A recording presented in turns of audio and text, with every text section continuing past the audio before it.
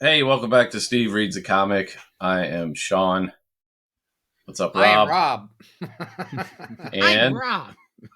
now you're confusing everyone. I'm Steve. Oh So, boy. why do you sound like Gilbert Gottfried? I'm lagging. I'm sorry. It messes with my voice as well. I don't, No, I, I didn't even think this internet was gonna hook up. It's like ice storm 2023 down here in Memphis, so we got a lot of ice on them power lines. ah, Do you have gotcha. Ethernet hooked up or are you doing Wi-Fi? Mm. No, I got the Ethernet. I normally do Wi-Fi, but I hooked the Ethernet up because I was worried. Mm. Thanks to Rob, he gave me like a 40-foot Ethernet cord. I could run that shit to Ohio and still have length left. I Maggie, made that. I I made that know. cord. I know. It's pretty sweet. Maggie took a picture of me while I was sipping my cup, and let me just say that you could never look cool or intimidating when you're drinking out of a straw. Let me just Right? Yeah. like there's no way that you can look like anything that anybody would want to talk to when you're if that's the picture. You're just like, Now wait a minute. Is that only true for a man? Can a woman look cool doing it, or is it just a man thing? probably. Women can get away with a lot more when it comes to that kind of stuff, but me, no. All right, so let's get into the big stuff. Um, James Gunn, DC, made some announcements. I'm not going to go through all of them. I'm just going to touch on the ones I remember and that are of most interest to me. All right, so yeah, James Gunn laid out some stuff, 8 to 10 year plan to expand the DC universe. He touched on that, like the four projects that are coming out this year: Shazam, Aquaman, Blue Beetle, and the Flash. I think are the four he was talking about. Are going to tie into the new universe because the Flash kind of resets everything anyway. Being an adaptation of Flashpoint makes sense.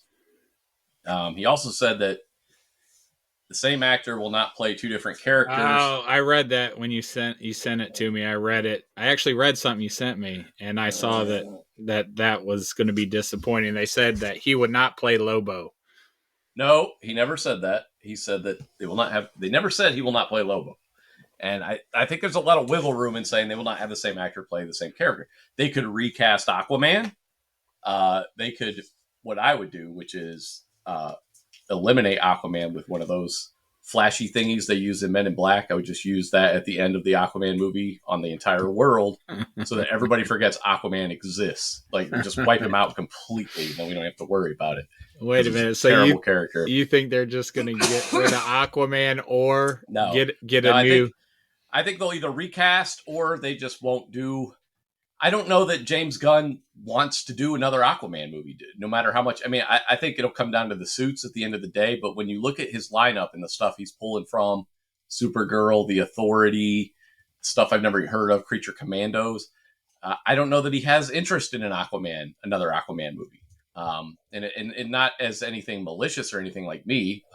I know I'm kind of the outlier in that I just absolutely staunchly hate Aquaman as a character. But whatever he has planned going forward, Aquaman might not factor into that, basically, because again, he's a water dude. He's just water dude. He's Well, like yeah. like Plastic Man is a much cool, like, do a Plastic Man movie. That would be so much more fun and entertaining than an Aquaman movie. Well, he pretty much hinted that he didn't like Aquaman and Peacemaker when they Exactly. brought Yes, him with there. So that line telling me fucks fish, and Jason Momoa is still like he hasn't confirmed anything. He was just very excited after his meeting with James Gunn, and he's still championing how much he loves Lobo. Lobo's his favorite DC character. It's going to happen one day, even if it's an Elseworlds thing. That's the other thing he talked about, which is something um, that you may have heard me mention, which is Elseworlds, which is what DC. I don't know if they still do it or not, but they back in the 90s when they would have a story that didn't fit in current continuity, they'd put a little Elseworlds label on it. I think nowadays they do like a black label thing. Um, so they could, if they could tell like a Batman story, like, the Dark Knight Returns or whatever. I don't think that had the Elseworlds logo on it. But anyway, whenever they wanted to tell a story that didn't fit in current continuity, they called it Elseworlds. So the whole idea that Matt Reeves' Batman, the Batman Part 2 is going to be an Elseworld story, I think is fantastic. Like, I think because that's something I've been saying for years. Keep Batman out of the DC universe proper. He sticks out like a sore thumb. He's just a rich guy in a goofy suit, and he's running alongside gods. Like you don't need that guy when you have Superman and Wonder Woman right there. Like, you don't need the guy who has a cool car. So wait a minute. What is this Brave and the Bold that they announced? So this is and that's a title they've used before. So they're going to have their own Batman, which again I think is great. More Batman, fantastic. So they're another Batman. It might have a different tone to it. It might be goofier, lighter. Who knows? But I like see. This is what inclusion is to me. By the way, like, I hate when people talk about inclusion and then to be inclusive they eliminate something to bring something else in. It's like, guys, that's not inclusion. This is inclusion when you keep the other thing and then add things to it and not eliminate those things. So the Brave and the Bold, and I hate Robin. That's the other thing. There's a lot of Batman stuff I hate. For as much as I love Batman, see the YouTube video, there's a lot of that goes along with Batman that's just incredibly outdated. He's an 85-year-old character. He has a butler. He has a boy, Ward. It doesn't hold up here in the year of our Lord 2023. They don't fit into our world. And Marvel's done a much better job of adapting that kind of stuff. Like the fact that, like, Bucky was basically Captain America's Robin. He was a boy. He was like an underage kid in the military fighting Nazis. And they were like, you know what? I'm just going to make him the same age. Problem solved. Bucky is a peer. You got Nightwing. Robin turned into Nightwing. Yeah. But you just, the idea of some dude taking a young kid under his wing and being like, hey, I'm going to put you in a lot of danger now. That's insane. It's insane. Now, however, what's that? Oh, I was going to say that article you sent me said that it was going to be Damian Wayne, and that's supposed to be his son or something? Yeah. So in the comics, Damian Wayne is his son with Rob knows is his son with Talia al Ghul, Ra's al Ghul's daughter. Oh, that's right. Know about. That's right. He was raised by the League of Assassins, so he's like this total asshole of a kid who's always trying to murder everyone. Because that's what he knows how to do. He's an assassin. He's been trained as an assassin. He gets dumped off on Batman, and Batman tries to basically make him into. So one of the reasons that works is, one, you eliminate all the weird pedophile stuff because he's his son now, as opposed to some kid who was just checking his ass out on the tightrope or whatever. So you eliminate a lot of that stuff. So that's good. That's great. And then you have the whole idea that this kid is actually like, he's basically like Scott Evil from Austin Powers. He's like, I have a gun in my room. We could just go get it. We could shoot him. Bang, bang, dead. Like, that's basically this Robin. He's just much more practical than Batman's much more liberal stance on crime fighting. So I think that makes for a fun dynamic that I won't necessarily hate.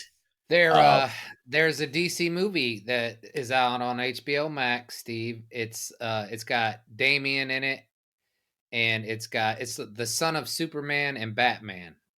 It's good. Okay. If you want to learn something. It's called like the Super Sons or something. Yes. It was pretty good.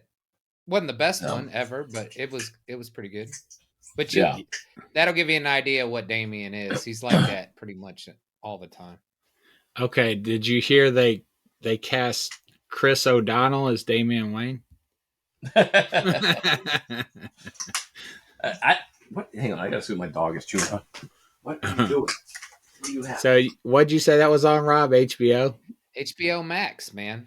They got a lot of the DC animation movies. They're good. What was the last one you watched? That one? Huh? Yeah, that was one of the I think you mentioned it. Yeah, that was one of the newest ones that came out on HBO Max. Okay. Correct. And Sean was saying they're keeping this Flash movie, and like going forward, I don't see them using that same guy. You wouldn't think they'd use him again, would they? No, I doubt it. Okay, so it's just a way. It all depends, man. They might. I'm just saying, as much heat as he is in publicly, like, I think they just want to disregard this guy. Allegedly, he's seeing he's getting help. So yeah, okay. Still, they'll want to get rid of him any way they can. Yeah, you don't know. But here's also the thing. I mean, as much as we goof on Aquaman, it made a shit ton of money. And Right. these movies are gonna have to make money. You know what I'm saying? So Yeah. Oh shit, I'm sure they'll make money. yeah. That's not a problem.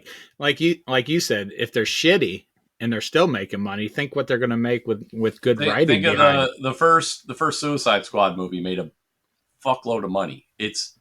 I don't think I've heard anybody say anything nice about that movie, even on Twitter, where all the weirdos who like crap go, like they'll just champion any garbage movie, and you're never sure if they're serious or if they're just a troll because you're like, there's no way you actually like this.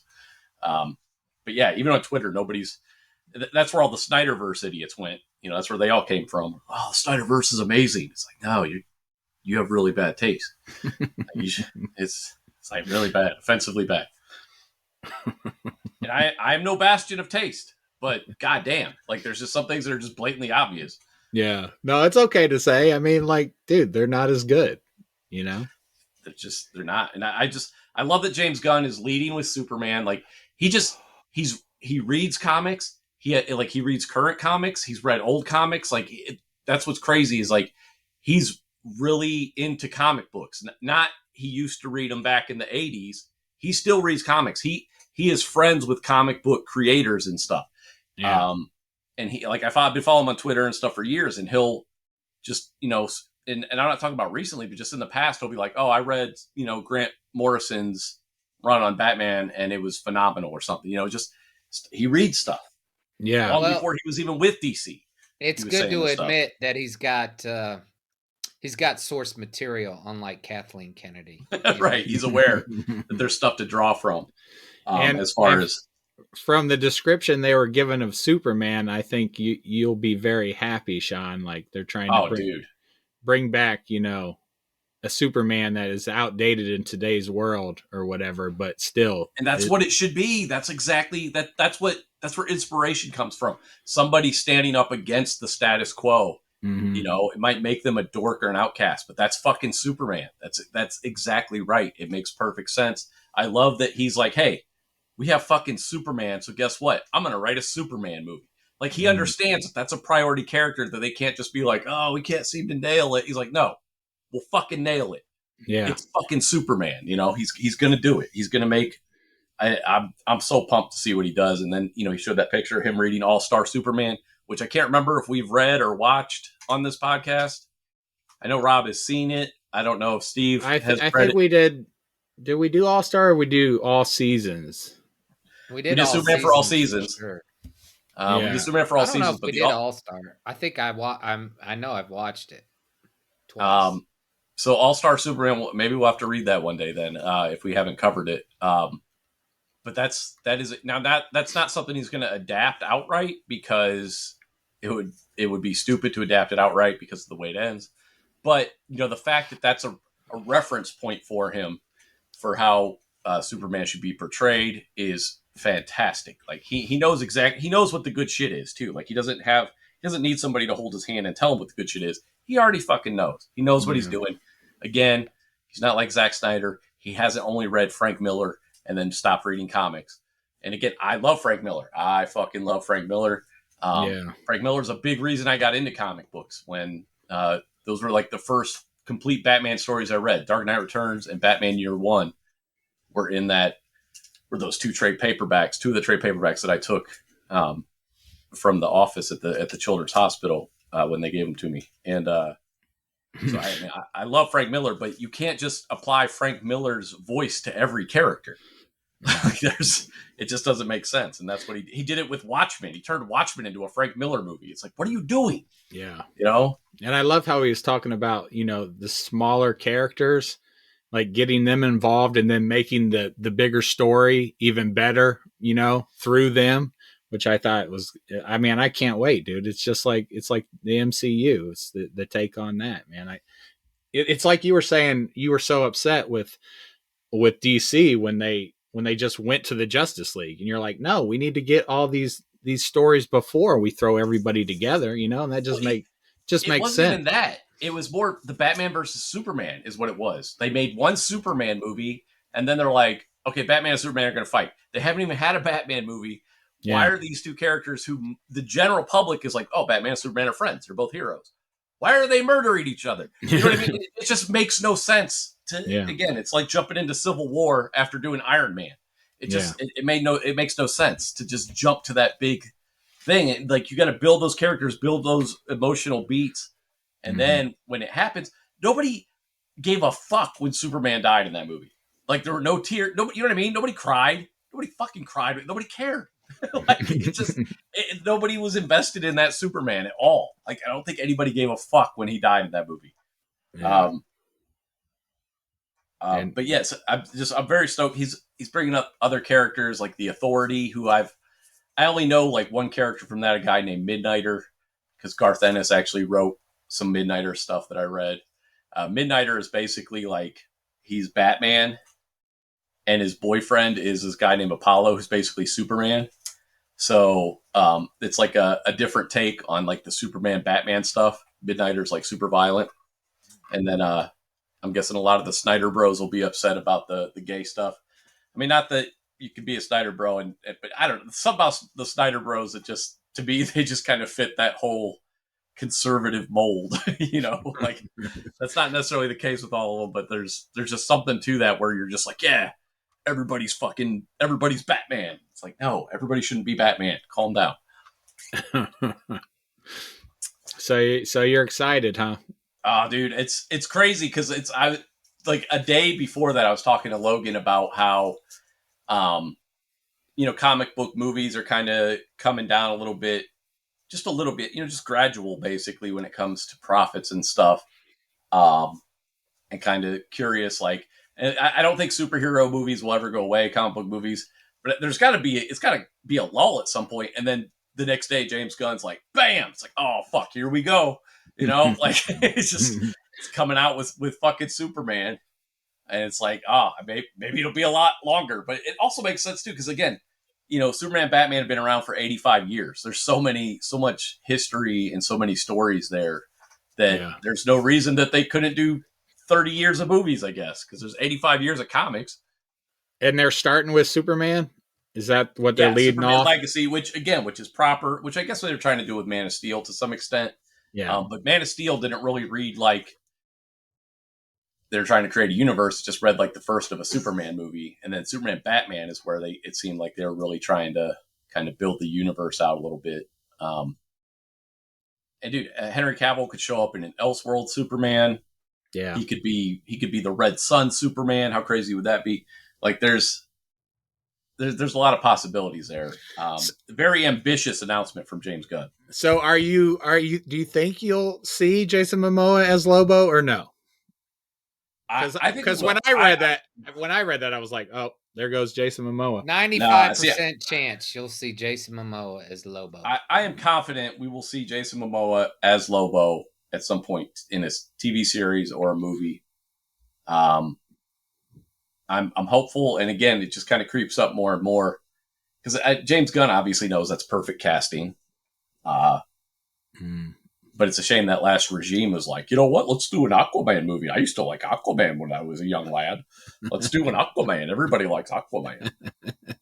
You're still looking for that Aquaman fan?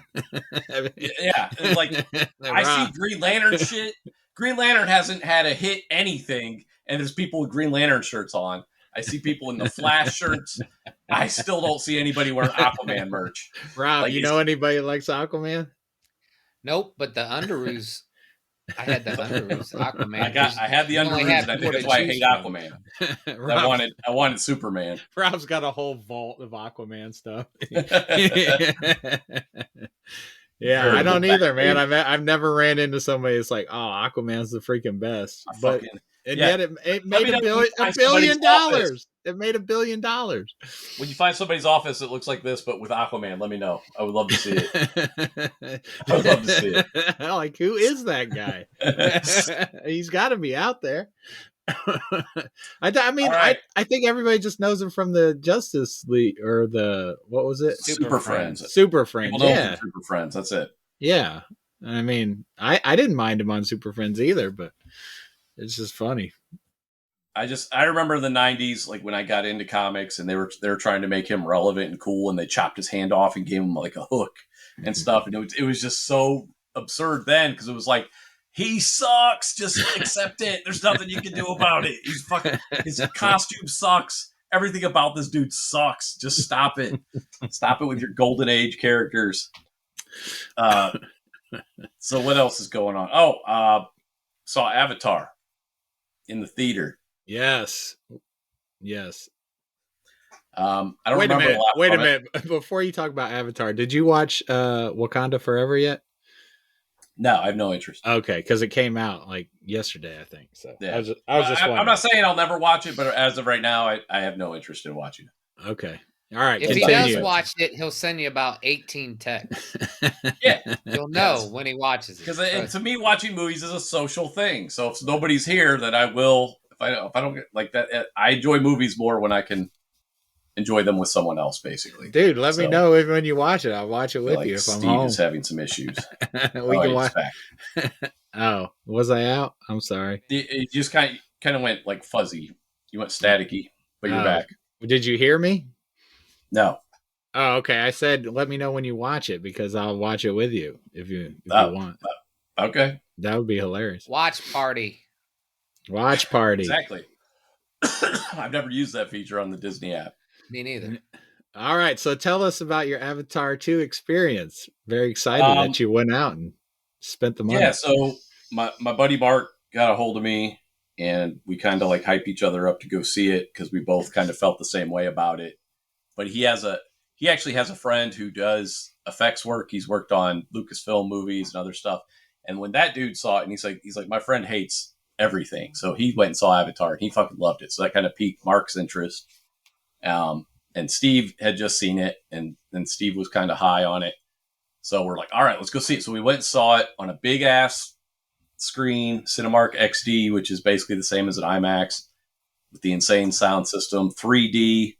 And I'm trying to remember now, like it's a fun movie to see in the theater. It's an experience, but as you know, story wise, it's very okay. The effects still haven't come. Like I was laughing out loud at the faces in this movie still, and I'm just like when they did that fucking family photo, like it's so stupid looking. And then they like when full spoilers, by the way, full spoilers. It's Avatar though, so there's really nothing to spoil.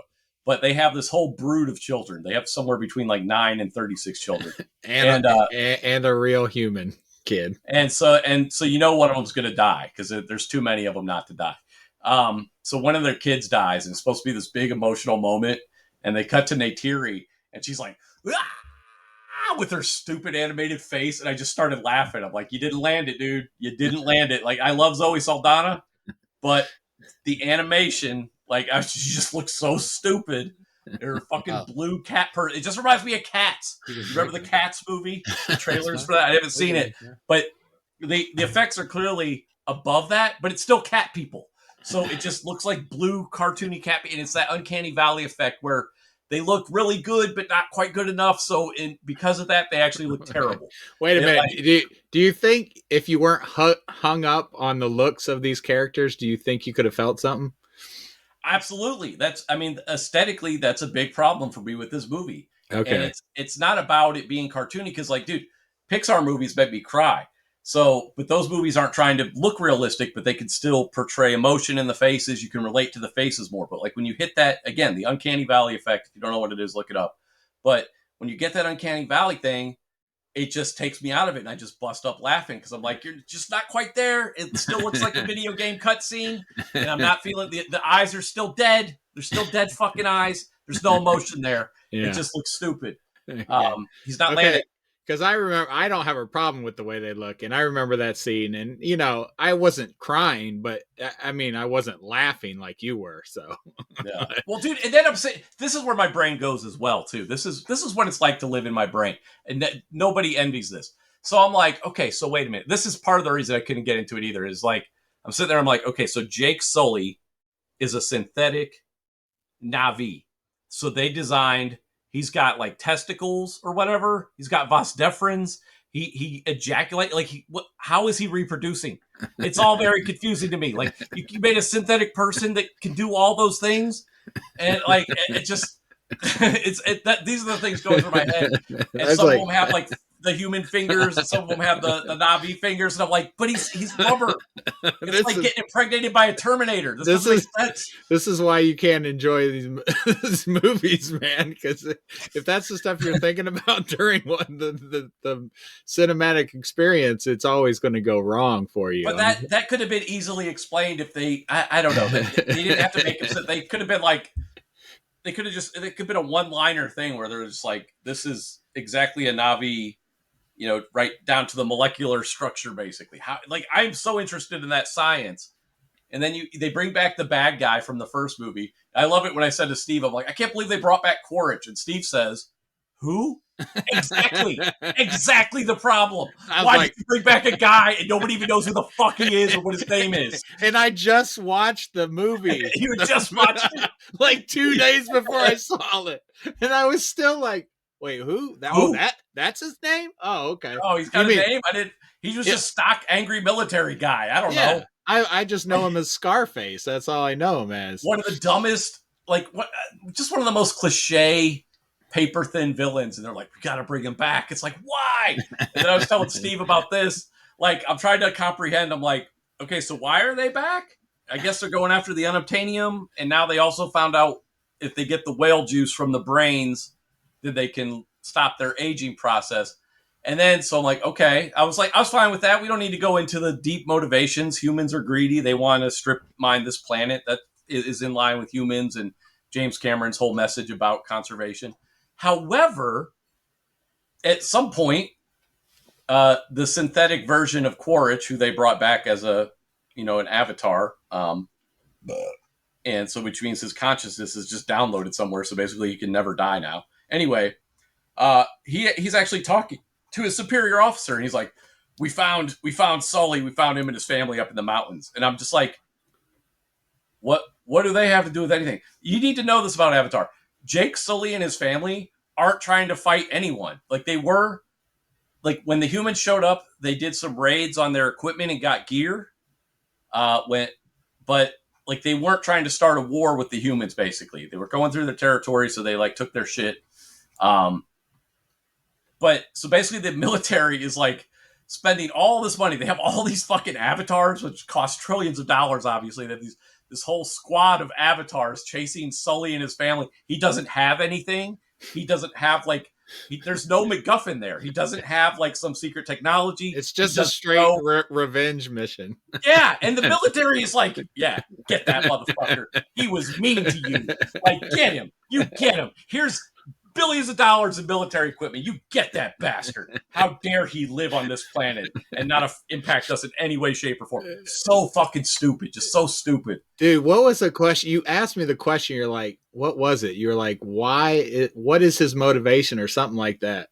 I was asking, why are they even there? And then I was asking, why are they after Sully? They're after Sully because that guy doesn't like Sully. That's it. Yeah. He traveled planets because he doesn't like that guy. And I just remember you asking me, and it took me I was sitting there for like a minute, and I'm like, I don't know why they were there. Exactly. I'm like, Sean, quit taking me out of the movie. Shut up. Not my fault again. And I'm writing. I've been taking a lot of lessons on writing, so this is how I look at things as a storyteller. These are important elements. Now, I don't want to dig into the minutia of why they're there, but again, some throwaway lines explaining, or again, Jake Sully has the data downloaded in his head, or so. You know what I mean? No, there's no reason. Like it's just pure revenge. It's just revenge.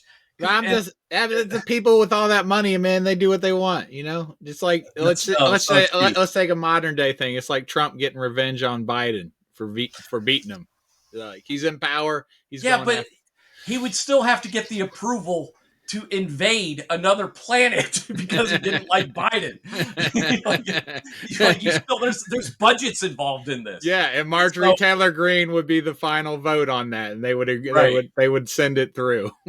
we approve this budget. All that being said, the action scenes were phenomenal, like especially towards the end. The middle segment of the movie could have been cut down to about 15 minutes. Instead, it was about an hour long. It could have been 10, 15 minutes. way too long. I told you that going in. I said the middle starts to slow down. But the action scenes were phenomenal. Yeah, they really were. Yeah, but the whole time I was sitting there just thinking, wow, I would love to see this technology in a good movie.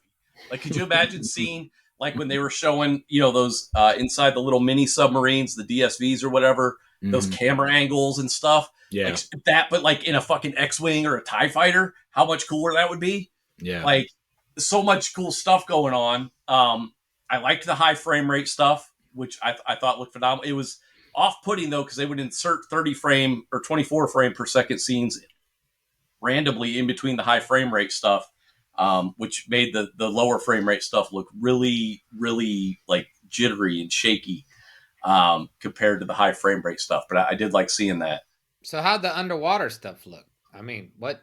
It's beautiful. It's gorgeous. It was awesome. In 3D, it looks so good underwater. It does, but to me, it was boring. Again, when there's a whole segment that's basically like a SeaWorld documentary in 3D is all it is. And it's, again, you need about 10 minutes of it. There's about an hour of it. But then when they get to the end and the big battle when the whale jumps on that fucking carrier or boat or whatever, I was on board right then, like, no pun intended. But I was on board with what was happening because it looked so cool. And then again, like, all that stuff, the way it was shot, it looked fantastic. It's Sean, you did not like the mini mech with her sipping her coffee? That was so stupid. Well, Carmela Soprano sipping her coffee with her robot hand when her real hand is right here and closer. She's sitting there doing like this to drink her coffee. Gotta use my robot hand. But it is an experience, though. Like, I know it sounds like I'm down on it. It's not something that you can appreciate fully at home. I guarantee it, unless you have a fucking IMAX setup at your house. It's not a story type of movie. It could have been. No, it's a very simple story, and it just. I don't mind a simple story. John Wick. John Wick is one of the simplest stories in the fucking world. It's all about the execution, though. I don't need an hour of fucking SeaWorld, dude. I don't need these, like, and also again the how little they pay attention to the story details because they're so hung up on the effects is upsetting. This was a movie literally made like, it's like effects first, everything else secondary. And I think that's the wrong way to go. Like, the effects should serve the movie. The movie shouldn't have to be molded onto the effects, which is what this movie is basically. So it's phenomenal in that regard. It's crazy that it exists and it looks as good as it does, but it's also it's an incredibly hollow experience. It's like a roller coaster. It's it's fun, but ultimately very forgettable. Does it end in a cliffhanger?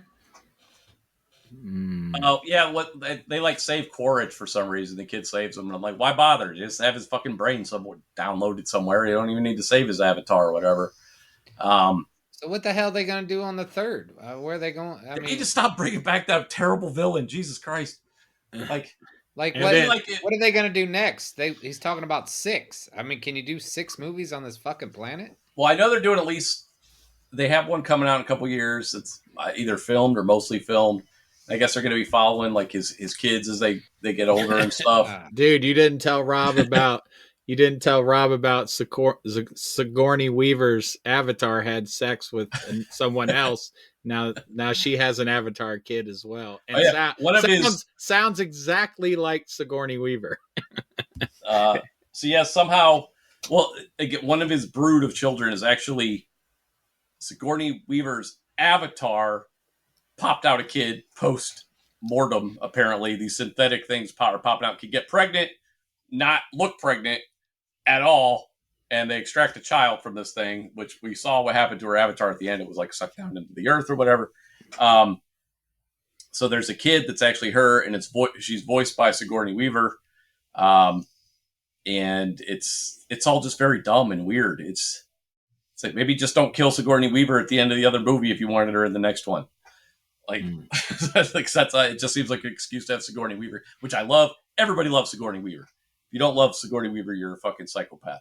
But she's a senior citizen. She's playing like a 13-year-old. It's kind of weird. Dude, this movie sounds like a money grab. Let's just make a story so we can make another Avatar. And dude, and here's the thing: it's necessary to make this movie. No, it's clearly just James Cameron is very passionate about this franchise, which blows my mind. The guy who created the Terminator, the guy who did True Lies, he did the Alien sequel. He's like, this is my real passion. It's like, what? You did the Terminator, and instead we're getting the Blue Cat movie, Blue Cat people. Didn't he shit all over Marvel too? Cameron? Oh yeah, he shits on there, which is hilarious. He was talking about like Thanos' effects. Meanwhile, I'm like, something I didn't do during a Marvel movie is just bust out laughing when they zoomed in on an emotional shot, which I did during your movie, James Cameron. So you can talk up your effects all you want. Your characters look fucking stupid. They look dumb. There's a poor design. They look so fucking stupid. I guess he was taking some shit and he said, well, this movie's setting up, more to come or whatever. That's something like that. Because he's like, he's like, you gotta wait. I was like, I waited 3 hours. So is it a $1 billion movie? I mean, dude, it's gonna clear. It's a fun experience, Rob. You should go see it. It is something you should see. I would. What's that? Better than Endgame? No. It's not. We're not saying it's good. We're saying again, it's like a roller coaster. Like there's no emotions in it. Yeah. Like for me, there's nothing emotional. I get emotional going on. Coaster. I'm happy. I'm scared. I'm happy. I'm scared. I mean, it had some ups and downs, but it's all very basic and predictable. So basically, the only reason to go see it is for the effects. Yeah, and that's what I said. I knew that going in, and I am impressed with that. And I am part of the problem because I did go and give money to see this thing. But it's not a piece of shit though. Like you have to kind of grade it on its own merits. But like you look at something like The Matrix, right? 1999, The Matrix comes out. It has these amazing effects we've never seen before. But at no point does it feel like they were like, we discovered these effects. How do we get them in a movie? You know what I mean? The effects served the movie. It served the plot of the movie. It all made sense. This is the opposite of that. It's like if they discovered bullet time and they were just like, I don't know, let's do like Charlie's Angels, but with bullet time. And all will be revealed in Avatar 5. Just wait. Just wait. But I mean, from what you told me of the story, because I didn't know anything about it until you just told me, it sounds like shit. It's the same story. It's just a family. It also makes no sense too, because they're but I don't think I want to see hybrid human cat people. Well, you have what's his name? Coolidge? What? Quaritch? Well, you have a normal human. He had a son, and he was raised by Jake Sully and his family. Oh, so you got like a Tarzan kind of thing going on. I really don't care. Yeah. Actually, I want to see it less than what I did listening to you guys. The only thing I want to find out is who. I wanted to go see it just for the special effects, but now I'm like, I don't even think I want to pay $20 to see this fucking movie. I want to see who's Sigourney Weaver's Avatar. Fuck, that's the only thing I'm waiting for. Who knocked up Sigourney Weaver's Avatar? That's the only thing I'm waiting for. But yeah, it's weird because it is an experience. But I would never prompt if you're really into effects, then yeah, you would get a kick out of this. If you're looking for something that has some emotional heft to it, this is not it. But dude, again, the action scenes are phenomenal. Dude, you'll enjoy it. I enjoyed it, Rob. You usually like stuff like I do, so I like the effects. I think you'll like it. In John Carpenter's The Thing for 1982, I thought that was great. I did too. So that should tell you.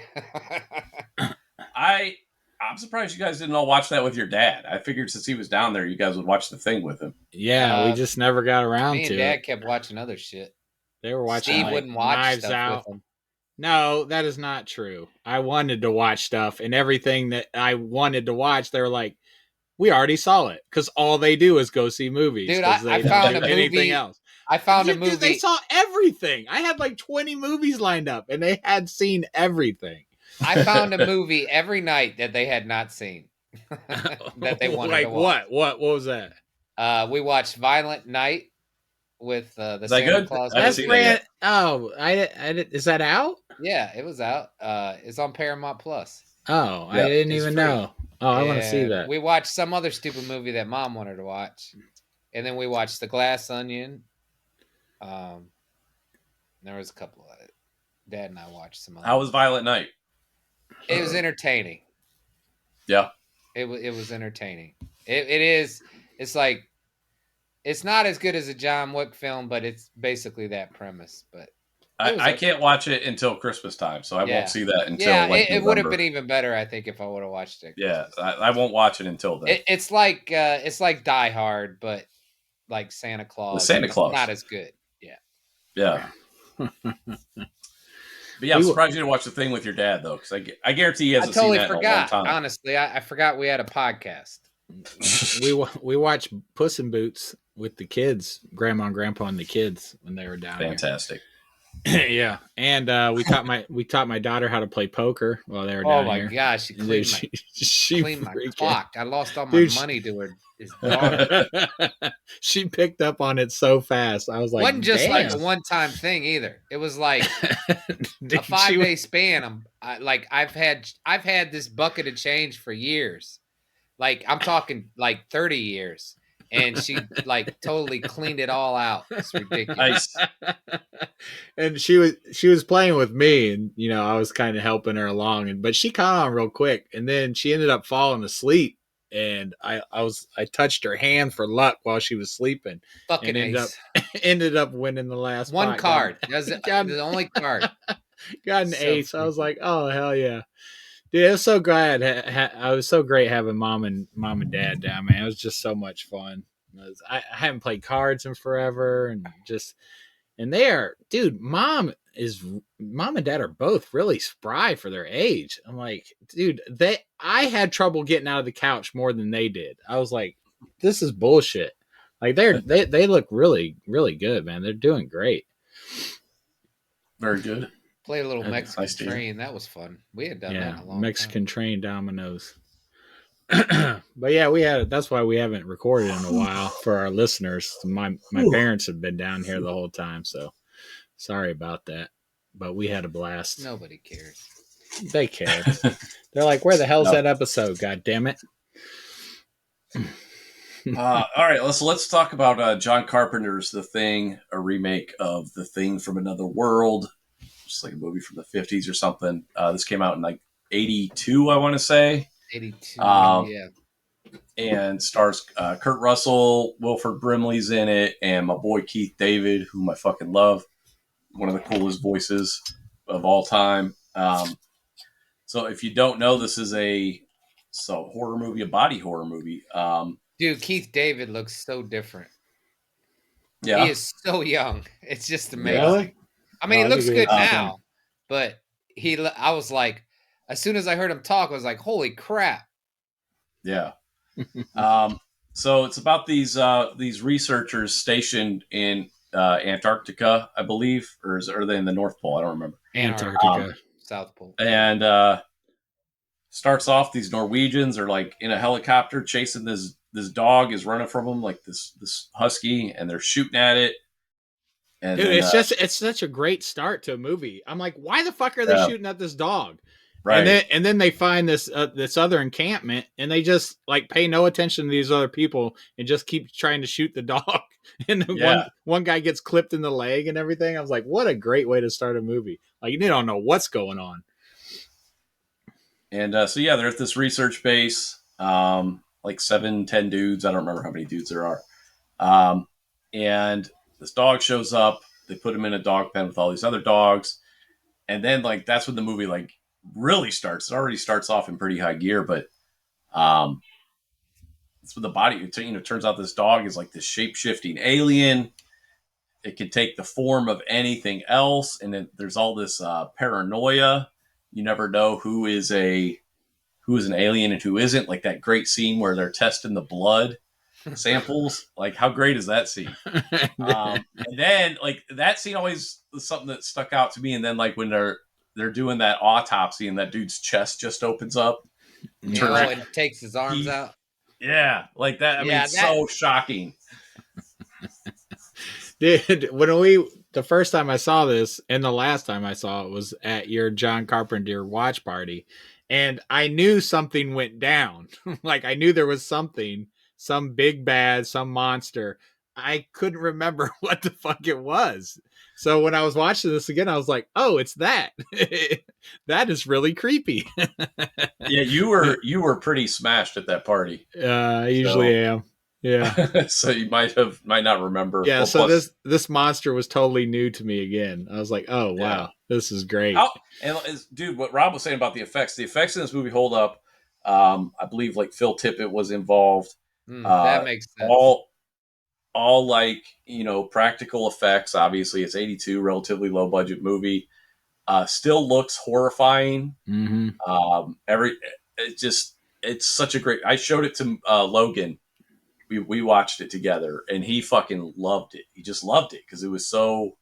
It just stands up. It's just one of those movies that holds up, no matter how old it is. Did you watch it with Aiden, Rob? Nah, he didn't want to watch it. I tried. Oh, I think he'd man, like he would it have though. loved it. He But would have loved it. The whole thing, the movie, the suspense is there. Like in the, it's throughout the movie, and like you still don't know. Even the ending, you're like, well, what the fuck? did they get him It's or very not? ambiguous at the Yeah. end. Yeah, You're you're just like you don't know Oh, if Keith one of them is. David. Oh, Keith David is totally infected for sure. Do you Do you think? think so? Oh yeah, for sure. Yeah. He's definitely like Kurt Russell's just like, fuck it, I don't care. Let's just wait it out. It's Him like, and his sombrero, dude. Yeah. He killed me with that sombrero. The first thing when he put that hat on, I was like, oh, there's nobody else can pull that off. I was like, that is the ugliest fucking hat. But when Kurt Russell puts it on, I was like, dude, like, yeah, I wonder if there's like a backstory with that hat, because you're just like, what the fuck? I've never seen a hat like that. Why is that in the movie? Yeah, I'm with you. He pulls it off though, man. And it's so great because that's the kind of shit you're gonna have a friend who's like, oh, I gotta bring my lucky sombrero. It's like, God damn it, dude, stop wearing that. And the way he wore it, it's like up this way, and it's like, oh man, it was a great little character affectation. McCready, that was his name. Yeah, I love. How great was Wilford Brimley's performance? Yeah, dude. Wilford Brimley, young as hell, man. Yeah, Bob's age, basically. Diabetes. Diabetes got me, dude. I think he was like 30 back then. I love how, like, the monster would completely replicate you, but they kept catching it in between replication, and that was what was so horrifying, because you get like a half imprint, you get like a half a face up here and half a face down here, and it's all bloody and mangled, and it was so fucking creepy. Well, you had the head that was like, fuck it, the head falls off. Right. Yeah. Right. That one part turns into a spider and starts walking away, and they just turn and look at it and they're like, what the fuck? And then they hit it with the flamethrower.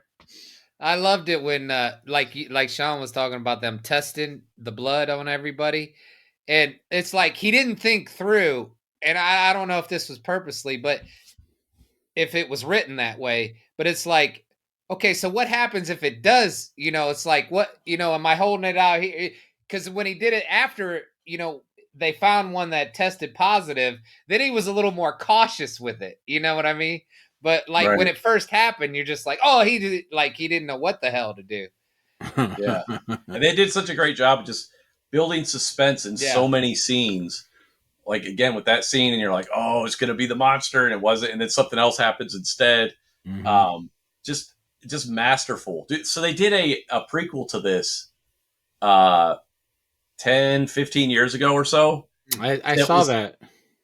It was actually surprisingly good. I barely remember it, but I remember watching it, going in with a very like, okay, whatever kind of attitude. And I was actually impressed with it. I don't think I knew it was a prequel. I thought it was a remake. And I guess in some ways it does serve as a remake, but it's actually, I think it's the story of the Norwegian base, if I remember correctly. Oh, interesting. But it's worth a watch though. I enjoyed it. I haven't revisited it, so obviously I'm not like the world's biggest fan of it. But it was surprisingly solid for a property that really wasn't begging for a prequel, in my opinion. But this is a 4-star movie.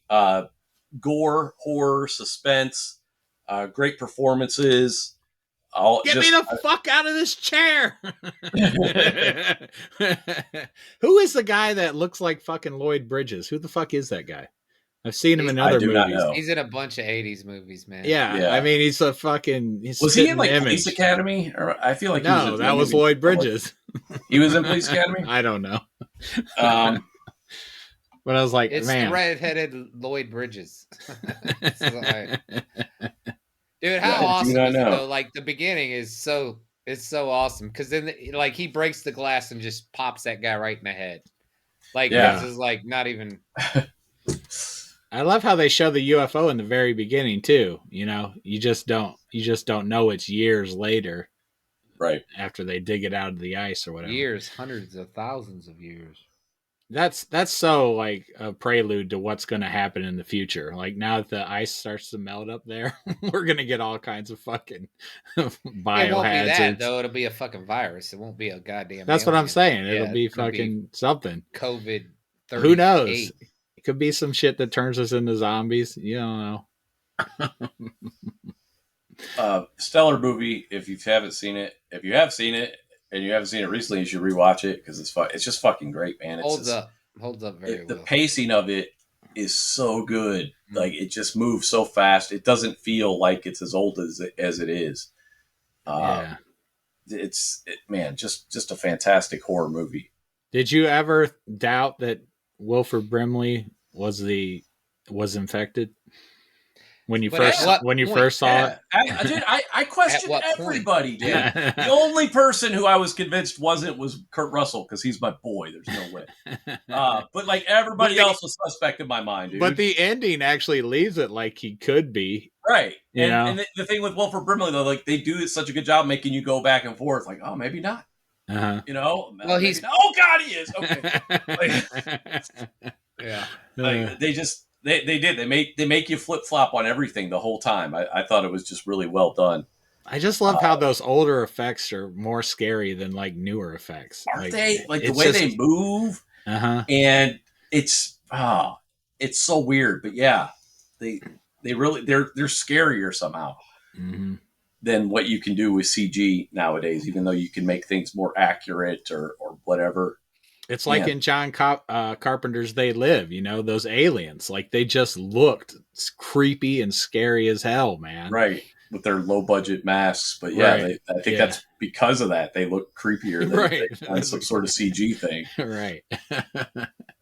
It was such a great film. I had so much fun watching it again for the first time. Because, like, what'd you say? I was really smashed at your party or something? You were having everybody's having a good time. I was like, I don't remember this monster at all. I was like, this is all new to me. And that's the thing too. When Rob's talking about a virus, that thing could just be a virus. You know, like you never see like the monster. Yeah. I mean, you see all these different forms, but you never know which one. Like, what does that thing look like? Or does it just keep mutating with all the fucking knowledge it has of thousands of years of possessing things that who knows what its original form looks like. And might be one little one-celled hairy amoeba. I think the tentacles were creeping me out too. Like they were wrapping around, like it was choking that one dog. And I'm like, oh, that poor dog. Jesus Christ. Yeah. And then he ended up killing the guy that wasn't even infected. He just shot him in the head. Who was that? Clark or something? It was like, oh yeah, you got to tried to stab him. Well, but everybody thought it was Clark from the beginning. everybody was trying to stab. Brimley's like, watch Clark, and he. You got to do. There's some collateral damage. Sorry, Clark. But yeah, you want to see a movie that completely gets your attention, you get absorbed into it, unlike Avatar, is The Thing. Like that's low budget, an effects heavy movie, just not big budget effects, but man, you get sucked into that movie real quick. You care about everybody's what's going to happen basically. Yeah, like I was saying, it had me from the get-go. Like when they were shooting that dog from the helicopter, I'm like, what the fuck is going on? Let that dog go. Yeah, you put dogs in danger, you're gonna have right, John Wick. You're gonna get people's attention. Yeah. All right, so that's a 4-star movie in my opinion. Ages like a fine wine. I loved it. I'm with you. Yeah. We What all else have do a we have? consensus. Wow. We all agree on I, something. I knew this was going to be a hit. It's just it's bulletproof, man. You just go. If you find a flaw with this movie, you're clearly a Snyder bro. That's all it comes down to. Like, because you don't know what a good movie is. You don't know what it takes to make a good movie. You think the Snyder stuff is good movies. Have you guys been watching The Last of Us at all? I saw the first episode. Oh my god, I'm so in love with this show, man. I played the Really? video game. There were some scenes from the video game that were exactly or some scenes from the film or the show that were exactly like the video game.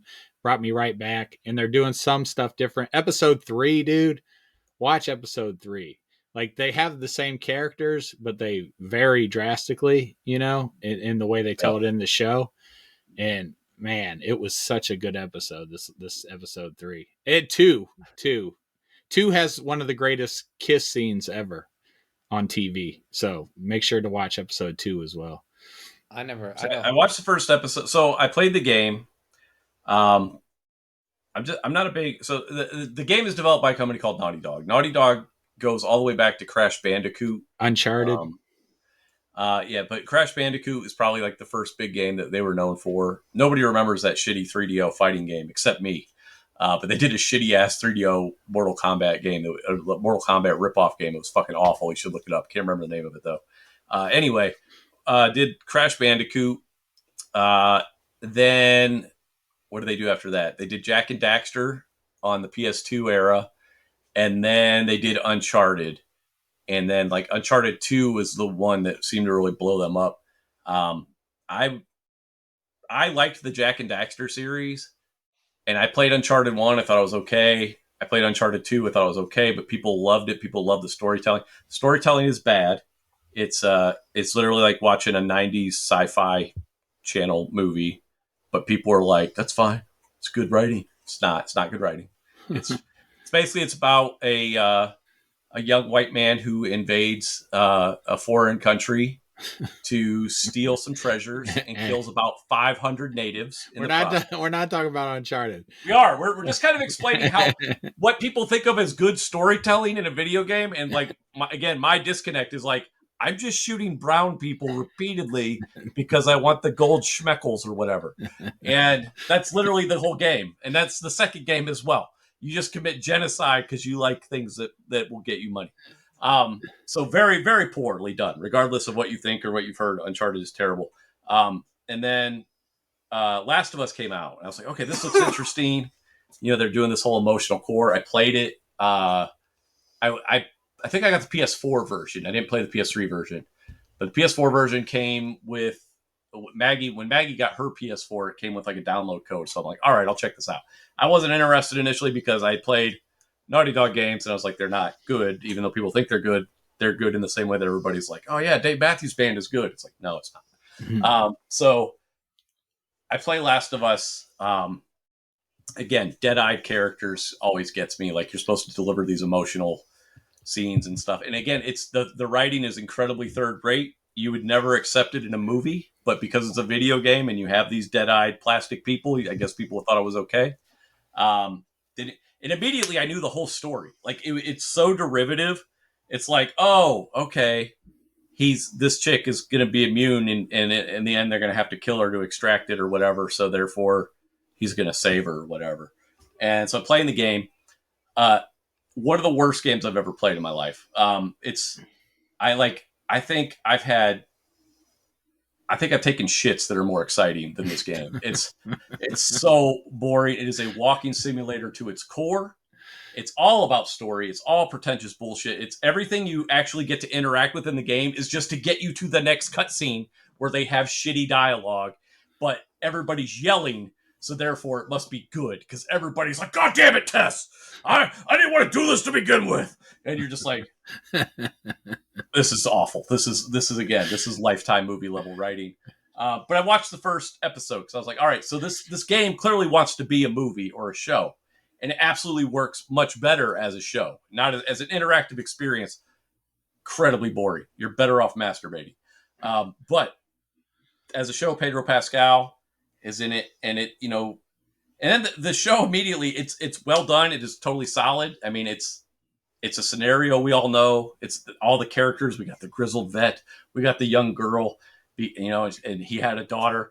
But I get hung up on the details because here's the reality of what happens when you watch your daughter get gunned down at the very beginning of a. Oh, dude, you just said it. When she gets gunned down at the beginning of a goddamn zombie apocalypse, why the fuck are you even alive 20 years later? What do you have to live for at that point? The only person you care about is dead. The world is awful. Literally, there's these fungi-infested people trying to murder everybody. Why wouldn't you just be like, I love you, pop? Like, that's it. There's no reason for this dude to live on. I couldn't, as a dad, I was just like, there's no way I would have the will to live after that. So immediately I'm taken out of it. He doesn't have a wife. He doesn't have another kid. He doesn't have a partner. It's just him and his daughter. Daughter's dead. He had his brother who took off or whatever, but like, that's not enough for me. I just feel like everything is here and everything wants to eat me now. I think I'll make this quick. Well, we'll just do that instead of fending for my life for 20 years and then getting a surrogate daughter. And it's all very, I don't know. It works on a certain level, but it's incredibly predictable. So it's all performance based. The performances are great. Pedro Pascal's great, but again, it's just like, it's predictable when you just spoiled everything. Rob hadn't even seen it. Like, yeah, it's predictable. What? You just said one of the biggest things. Hey, in the first episode. We say on the show, we will spoil things. Exactly. I know, and not only that, when I'm either listening or I am participating I know in this podcast, that there's spoilers all the time. I just wouldn't have given that away. That's a huge thing. Here's the reason why you can give that away. Because from minute one in the show, you're like, oh, she's going back. Like, from minute one, it's so predictable. Like, and again, I don't remember it from the game. I don't even remember if I got to a point in the game where maybe they did early on, but it had no impact on me because, again, it was third-rate writing. So I didn't remember that his daughter was killed. But as soon as I saw her on the show, I was like, oh, she's going to die. She's going to die. Like, immediately. It's obvious. Like, I don't think there's much that can occur in this show that you will not see coming from a million miles away. I don't think that's obvious if you don't know the story at all. I don't think that's obvious. Oh, no, it is, because it's incredibly derivative. You've seen this. You've seen the Apocalypse story 1,000 times. Did you see The Road with Viggo Mortensen? Did you see Maggie with Arnold Schwarzenegger? Like, there's a million of these movies out there. It's just a derivative of The Girl with All the Gifts. There's all these fucking shows and books and movies that have done this before. The Walking Dead. There's no new ground tread here whatsoever. So if you don't see this coming, then either you have the memory of a gnat, or you've never seen a movie in your life, because there's nothing about. Well, I'm sure you know somebody's going to die. You just don't know exactly who's going to. No, you know exactly. As soon as they showed her, I'm like, oh, she's not the star of the show. This other girl is. She gonna die. There's no room for her on this bill immediately. Okay. Like, you know it instantaneously. I guarantee it, dude. Okay. Well, I knew because I played the video. Yeah, it ain't no M. Night Shyamalan ding dong twist to it at all. Like, they're just setting up. It's just backstory. It's like you put it in it's like watching Batman. You'd be like, oh, his parents gonna die. You just know it. Yeah.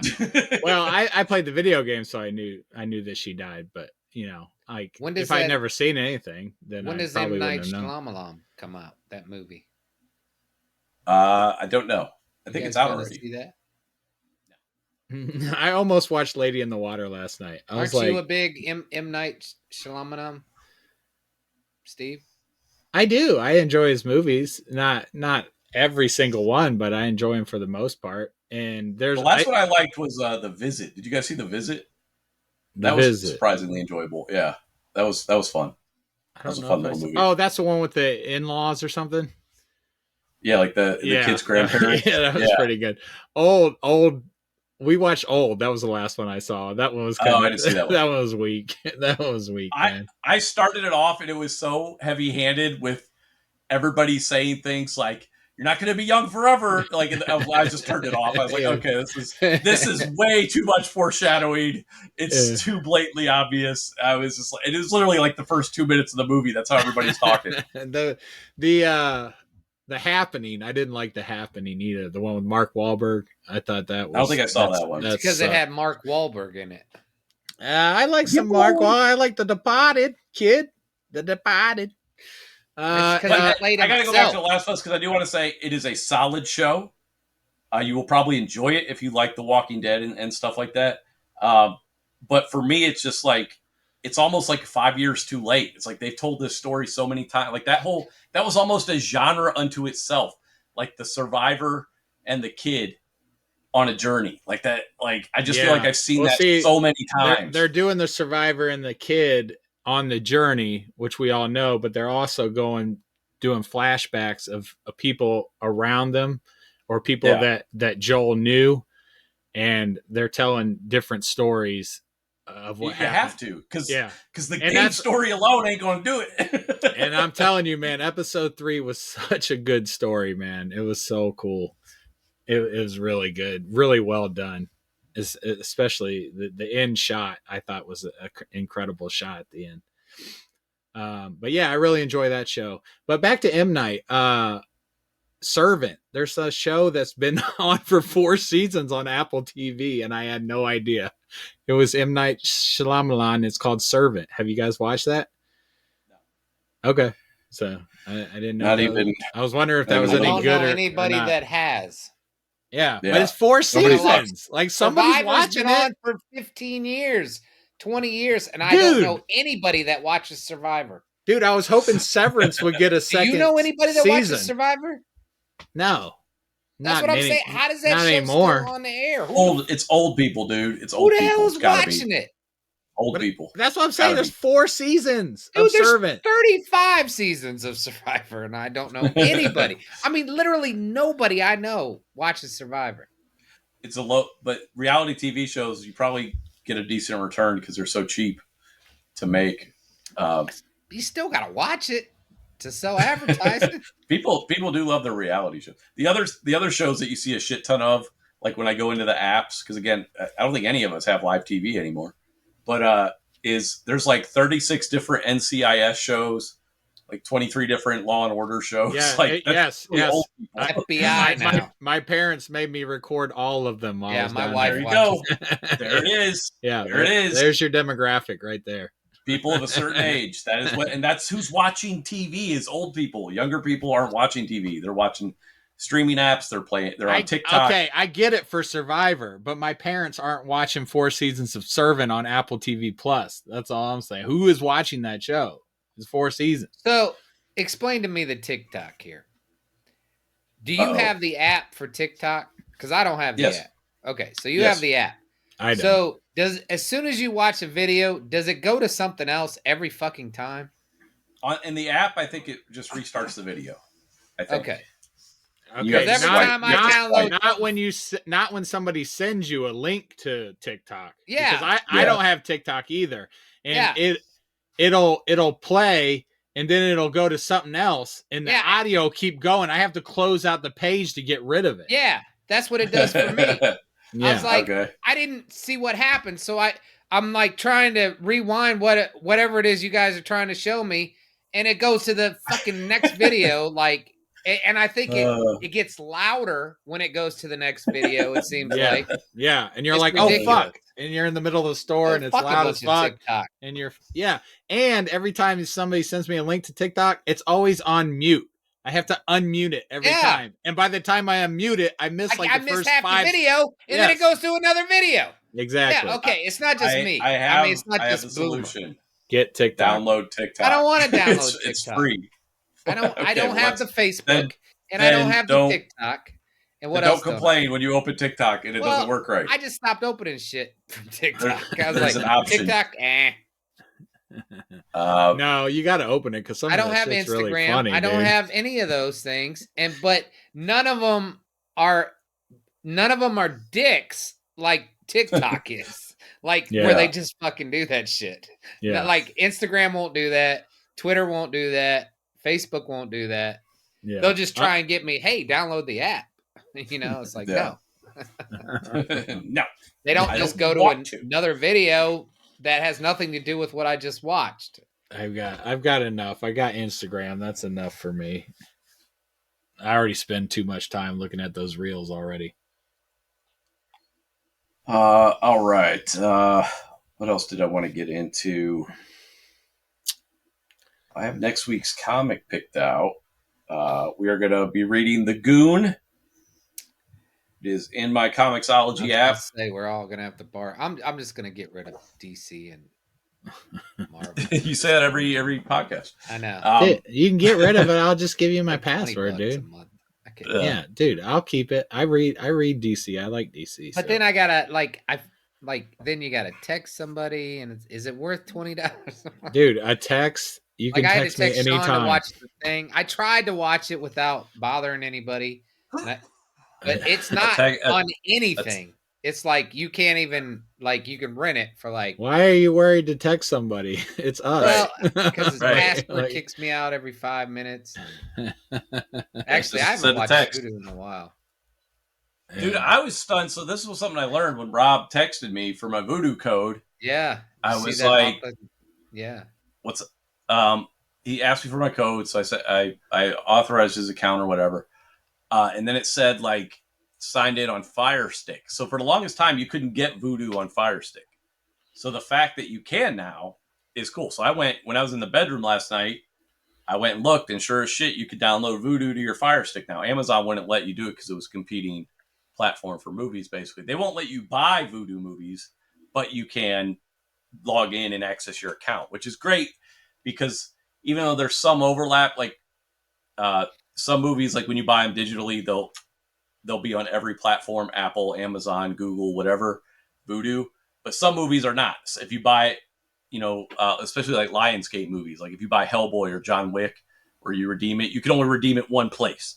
You have to pick, do you want to redeem it on Amazon or Voodoo or Apple or whatever. And Amazon and Voodoo are probably the two I use the most. So it's nice to be able to access my Voodoo account on my Fire Stick now, because there's a lot of stuff on there. You have I'll be in the bedroom. Shit ton of movies on that thing.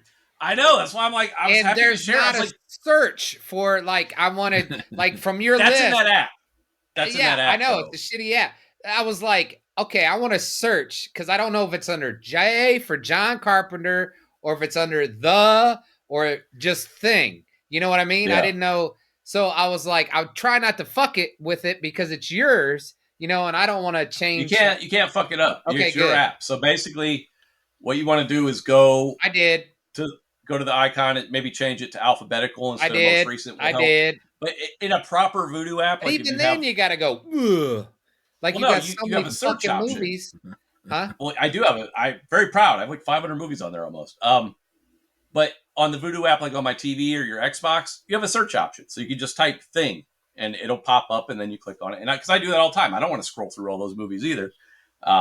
And so if I want to watch a movie that I know I have, I just go to the search box now. But they don't have that. It's a very bare bones version of it on the Fire Stick. I'm just happy that it's on there though, because like I said, there's stuff in my Voodoo account that's not on my Amazon account, so I can queue that stuff up. Like the Clerks animated series, I have that on my Voodoo account, but not Amazon, so I can put that on in the bedroom now. When we go to sleep at night. I just read an article about it was talking about nobody with all these apps and stuff, and if you have HBO Max and stuff, and whoever was writing the article was I didn't think I needed to buy movies anymore, but she was saying, but she's they put them on and then say you want to watch something and then you can't find it anywhere, or then you got to either rent it or buy it. And she's hell, it's still and good. There's still movies that you still can't got get. that DVD or something, where I can go watch, Buffy or something if you want to, and because they'll take it off, instead of leaving it in the library. That's why I buy everything. Physical media for the win. Because the other thing I have is a Plex account where I only have a few things I've uploaded to there because I'm actually using my own hard drive storage. I have the original Star Wars trilogy in its original form on there, so I can stream that throughout my house. And there's some stuff I want to add that you can't buy digitally. The Masters of the Universe movie. You cannot find that anywhere digitally to buy. I had some other stuff too. Oh, True Lies. True Lies is another movie that you just can't. It was on Hulu for like a month and it disappeared, and you can't buy it digitally. Master of the Universe, like, why would anybody want this? Hey, Rad. but yeah, True Lies is supposed to be coming out in 4K this year, though. So that's and granted, we've heard this big. We've been hearing that for years. It's coming to Blu-ray. It's coming to Blu-ray. Supposedly, this is the year. Well, this is the year True Lies will come out. They have a series coming out now. They rebooted. Oh, it. who Did you watch it? I don't even know what it's on. I have no interest. That's an Arnold Schwarzenegger movie. Like, it's not going to be worth watching without Arnold Schwarzenegger. There's bad idea. Do it slowly. Do it doucement. It's sexy. Do it sexy. Do it doucement. So anyway, on my Comixology app, we're going to be reading The Goon. It is, I believe it's called Ragged Return to Lonely Street, or some version of that. Basically, I have a few things on my Comixology in The Goon. You'll see a bunch of old crap is literally the name of the first volume, the first omnibus. That it's not in there, but below that, you should see the Return to Lonely Street or Ragged Return to Lonely Street. Read all of that. The Goon is one of my favorite comics. One of my favorite characters. Eric Powell, the creator, is one of my favorite artists. He's become, and he's been an amazing artist since the beginning. He's only gotten better. His writing was so at first.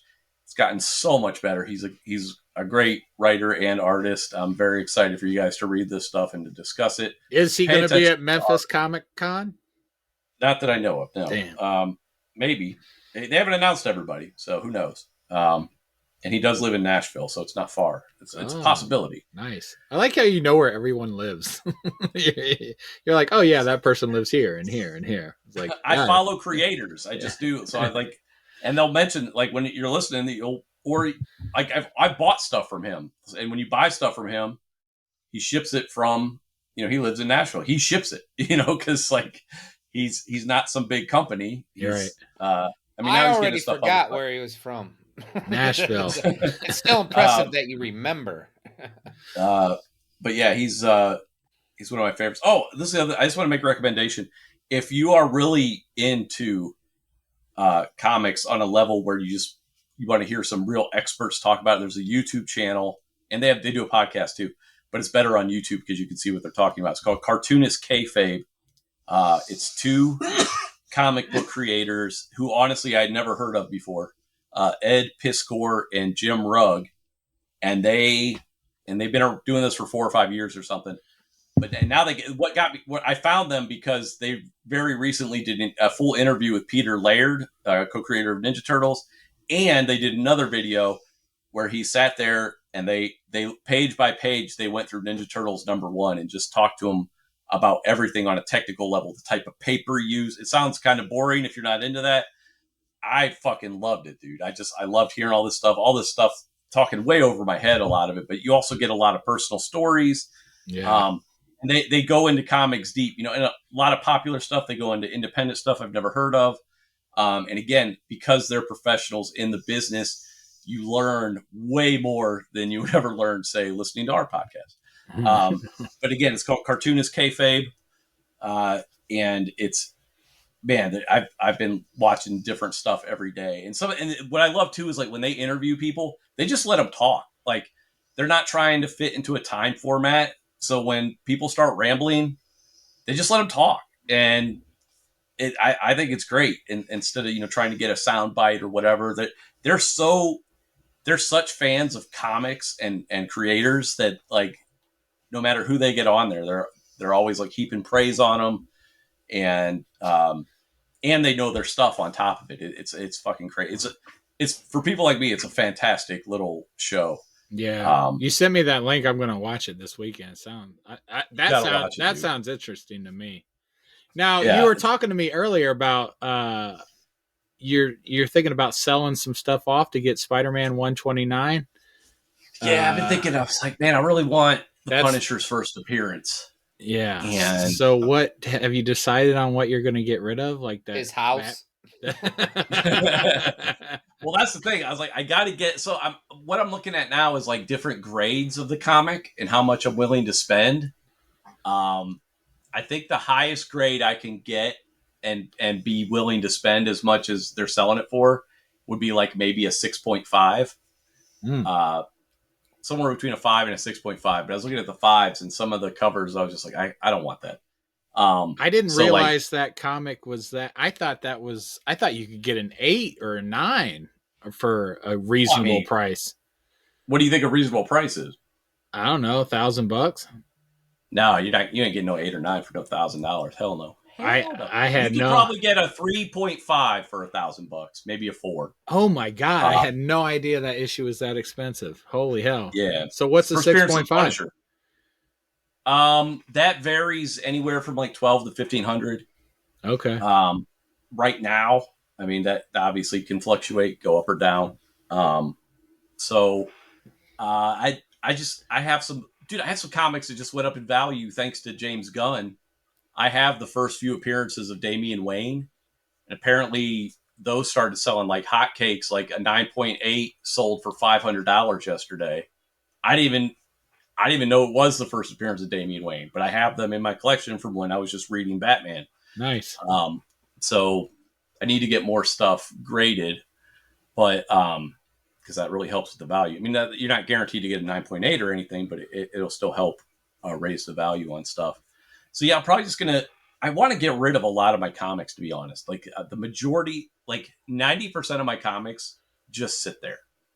And then that 10% doesn't necessarily get read, but I do like to go through and look at them like a fucking idiot. I just go through and I'm just like, wow, I love this comic book. Put it back.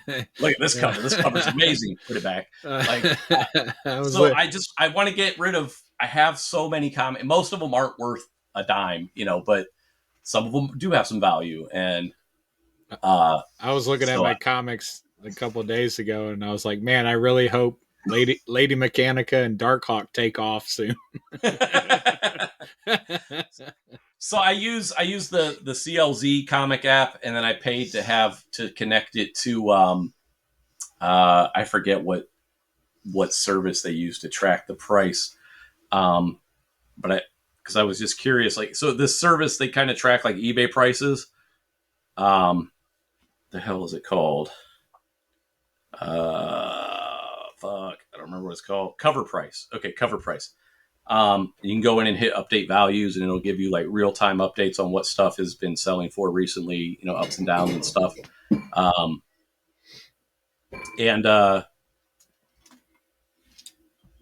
According to this, my collection is worth like just under $16,000. Ah, damn. So now again, there's going to be a lot of stuff that's just $1.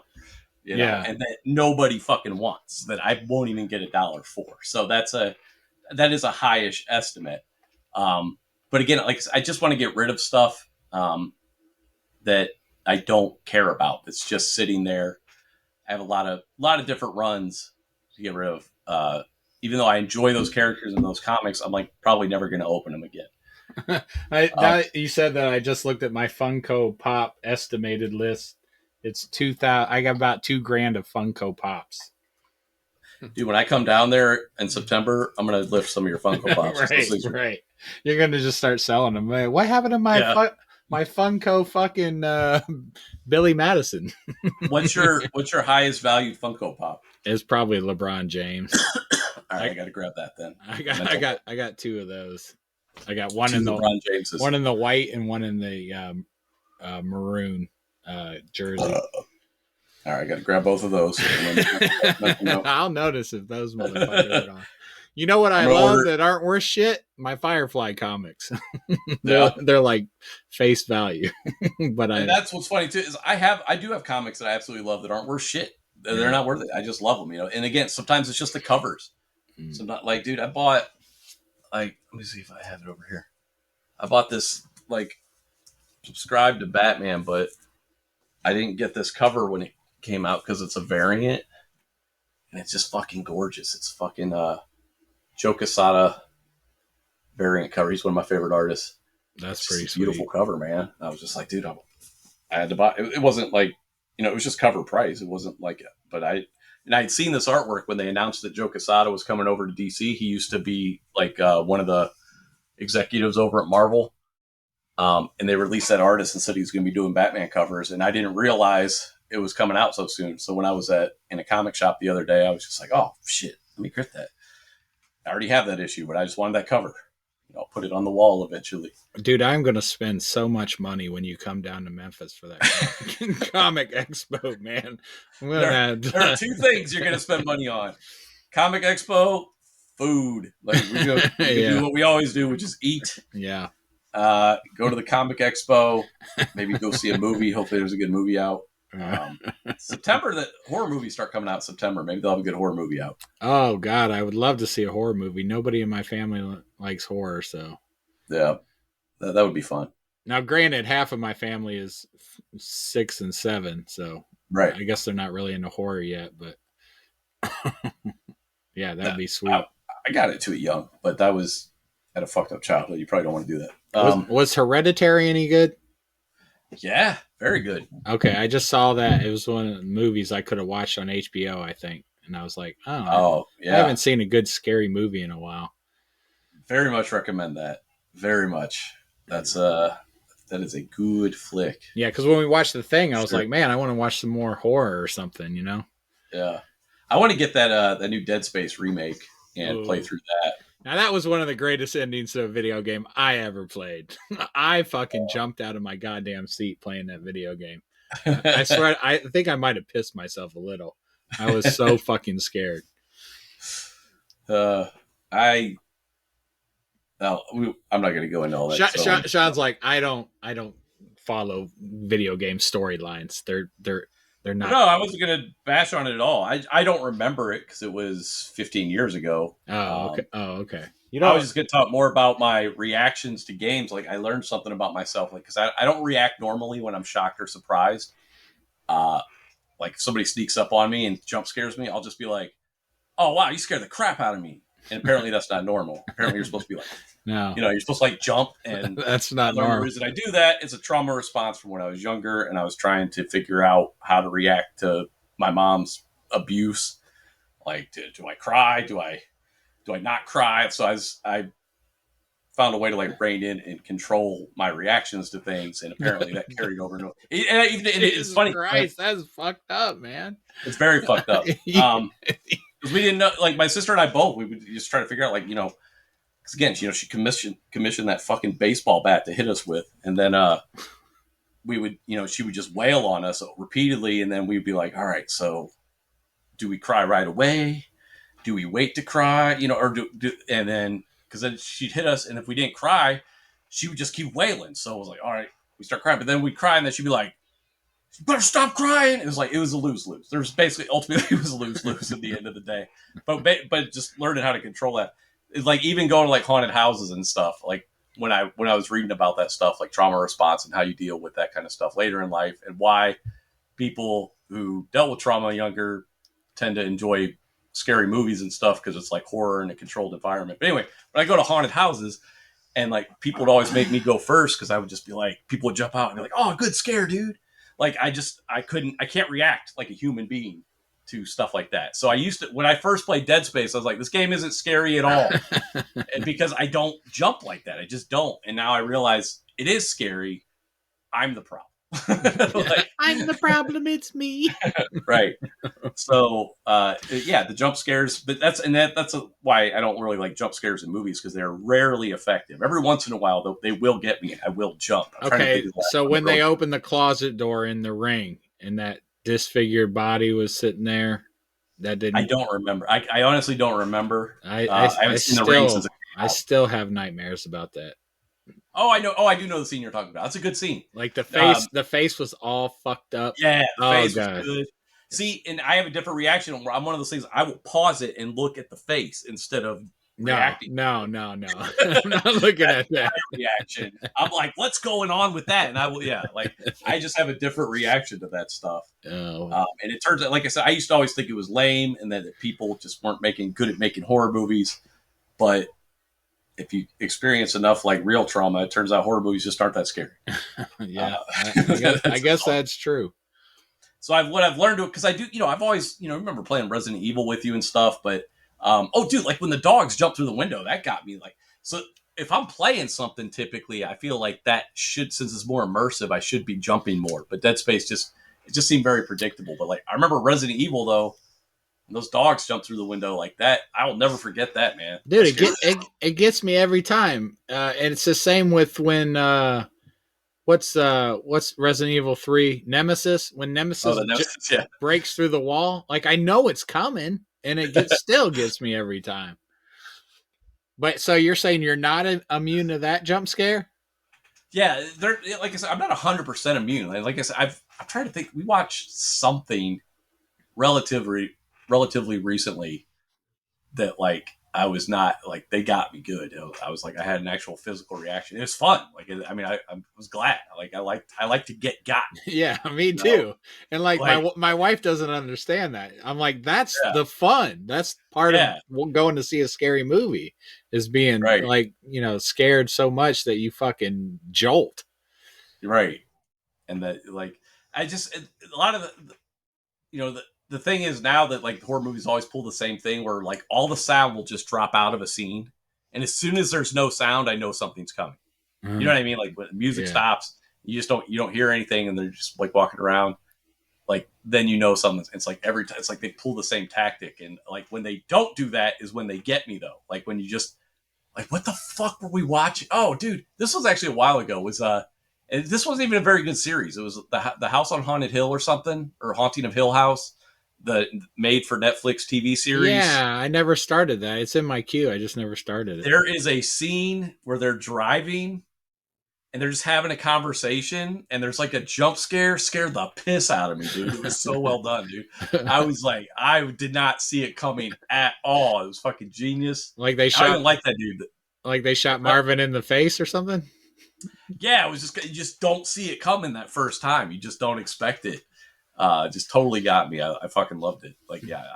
But so what I'm learning to appreciate though about like games, especially like Dead Space and stuff, is the atmosphere, like the creepy atmosphere, the sound and stuff is so different from an action game because they're really trying to create that environment.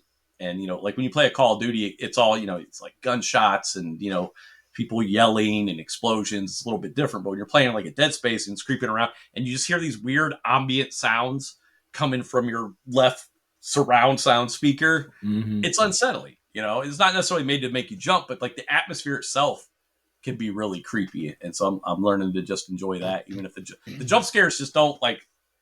I guess when you're playing a shooter, you're expecting something to come out that you can shoot. So I just am not in the mindset of. But like I said, with the atmospheric stuff is what gets to me though. I need to play the last Resident Evil game for the podcast because I'm too scared because it's in VR. Dude, and I won't play it because I need somebody around me. You don't have to play it in VR. You don't have to. No, I have to, dude. I'm gonna play it. So I should just do it for the podcast and then let everybody know how I did. Yeah, that would be good. That was a good game. That was a really good game. I soiled me shorts. Me britches. All right, so we will be back with the Goon, Return to Lonely Street, and we'll be back next week, right? Parents are gone, so I think we're back on schedule. Should be good. So, all right. Well, thanks for listening. All right, see you guys.